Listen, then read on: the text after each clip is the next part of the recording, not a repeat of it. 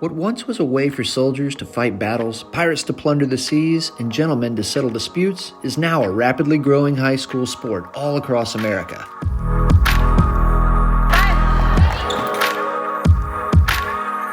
Fencing is much more than just mere swords play.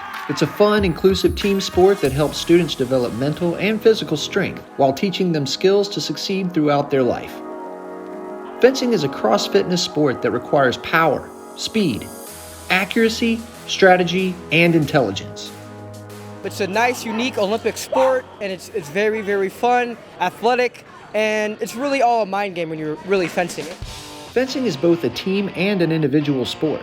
Fencers compete on their own, but they're supported by a team in every way. It's a great way for teens to be in an independent sport but still have that team feel. They have teammates, they get helped by them, they get coached by them, they have friendships, but you ultimately are competing individually. Everyone's watching you, your team's watching you, just family and friends are watching you, and so every point is more important, every point gets a lot of support, and so that energy is great, that noise is great. It really makes you feel like you're hitting like a game-winning shot. Fencing is an incredibly safe combat sport that is open to anyone no matter their gender, size, or athletic ability.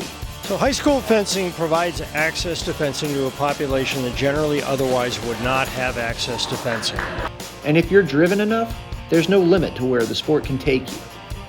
There's a whole new dimension of competition. It really shows our fencers that if you want to continue with this, it goes beyond high school, and you could go to college and join a club and do this on your own and continue to progress. It's not just done with your senior year. Fencing teaches students skills that can be applied throughout their lives, whether it's on the piste, dueling with an opponent, in the classroom, or in their career. I think the most important thing is just the focus on the 15 touches, right?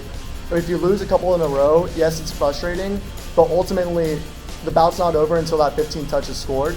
Don't try harder, don't try faster, but try smarter, or try a different action, or try something else. So keeping your head high, and just knowing that you've prepared for it. Focus on your actions rather than what the score is, or like what you need to do.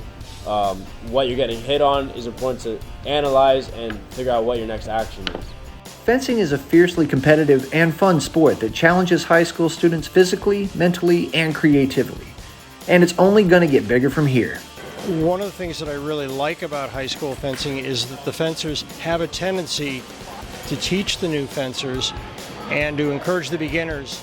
So the exciting thing about getting the schools involved is it gets a huge number of kids that get involved in the sport, and we believe that if we can get probably another 10 or 12 high schools adopting this sport, that it's going to grow simply from there.